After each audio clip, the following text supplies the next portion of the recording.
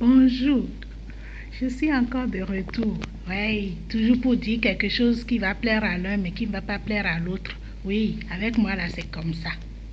Hein? Je dis ce que je pense. Je ne parle pas pour plaire à quelqu'un. D'accord? Donc aujourd'hui là, je veux m'adresser aux femmes, à mes sœurs là, qui tiennent les places de maîtresse dans la vie des hommes mariés. Mes sœurs,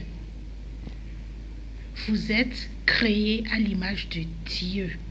Vous êtes des créatures à part entière, des femmes entières, des femmes complètes. Alors moi, je ne vois pas pourquoi vous acceptez de vous rabaisser au rang de maîtresse. Pourquoi? Vous avez le droit d'avoir votre mari à vous aussi. Ils vous feront croire qu'il y a plus de femmes que d'hommes et qu'ils sont votre seule chance pour avoir un homme dans votre vie. Mais c'est faux. C'est faux. Le Dieu que moi je connais là, il ne va pas prendre 9 mois de son précieux temps pour fabriquer un être inutile. Moi je dis c'est faux. Il y a certaines aussi parmi vous, c'est parce qu'elles ne veulent pas fournir d'efforts. Elles veulent un homme tout fait, prêt à porter, qui va prendre en charge toutes les dépenses. C'est pour ça qu'elles acceptent le titre de maîtresse. Mais c'est pas bien. Il y a d'autres encore, elles vont me dire, je ne peux pas rester seule. Moi aussi j'ai des besoins physiologiques. Ah oui, c'est physiologique, vous dites non. Moi aussi j'ai des besoins physiologiques. Donc, il me faut un homme. C'est pas bien. Le pire, c'est qu'il y a certaines, pour apprivoiser l'homme marié, elles tombent enceintes. Et elles pensent qu'avec un ou des enfants, elles vont retenir un homme. C'est fou. Rien ne retient un homme quand il n'est pas amoureux de toi, il ne veut pas vivre avec toi là. Rien ne le retient. Tu peux lui faire quadrupler. S'il veut partir là, il va partir. Vous devez cesser de vous sous-estimer, vous les femmes.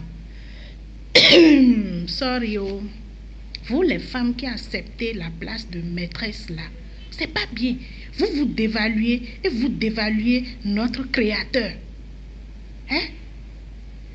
Regardez par exemple ma voisine. Oui, c'est un homme marié qui lui a loué la chambre là à côté de moi là. Et tous les week-ends, le petit pleure. Maman, je veux voir papa. Maman, je veux voir papa. Maman, je veux voir papa. Mais les papas mariés là n'ont pas le temps le week-end.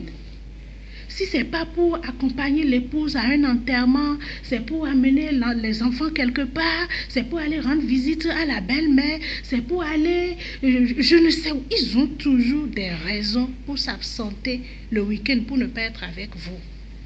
C'est seulement les débuts là, oui, qui font des sacrifices, ils font des concessions, tout ça là, les débuts, tu le vois le week-end, tout ça. Mais quand il est avec toi le week-end là, sache qu'il est en train de sacrifier les autres là-bas, l'épouse et les enfants de l'autre côté. Sache qu'eux aussi ont besoin de lui et vous êtes en train de les sacrifier comme ça. Moi, je ne sais pas pourquoi vous portez vos choix sur des hommes mariés. Non. Vous savez, avant qu'un homme marié me drague, je rougis et je l'envoie sur le paillasson. Mais à force de me comporter ainsi, j'ai gagné beaucoup d'ennemis. Avec le temps, j'ai compris que rien de bon ne se fait avec violence. Et j'ai compris. Maintenant qu'un homme marié me drague là, je le fais asseoir. Je lui dis, tu quittes la maison à quelle heure? Il me dit, bon, autour de 7h, 8h, voilà. Je dis, tu reviens quand? Est-ce que tu rentres à midi? Sur 100 hommes, à peine 2 ont le temps de rentrer à midi faire une sieste. Sinon, la plupart restent sur place à midi ou vont manger un truc à côté et retournent au bureau.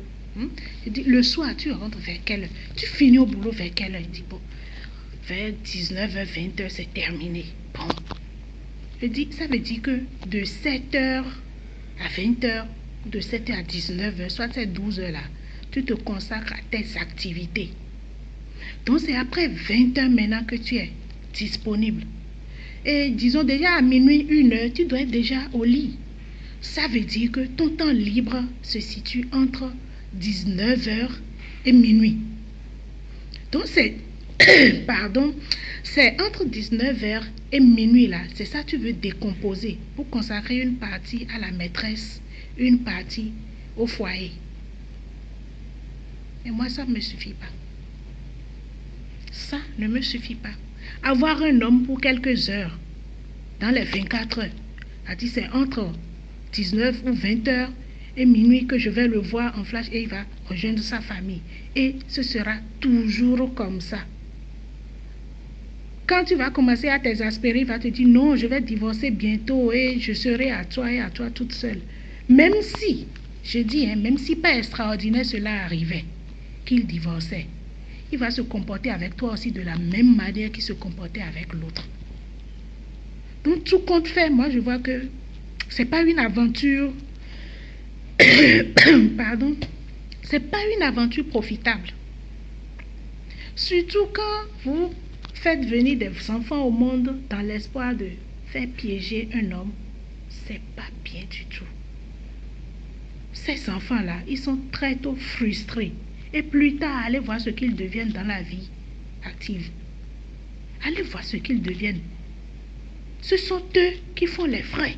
Ce sont eux qui grandissent seuls, isolés de leur papa et de leurs autres frères et sœurs.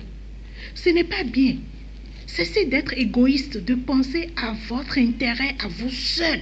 Et n'impliquez pas de pauvres innocents. N'impliquez pas des enfants. Tu veux sortir avec un mec marié, ça fait ton affaire. Jouer et puis que ça passe. Mais faire des enfants à un homme marié, c'est ce qu'il y a de pire.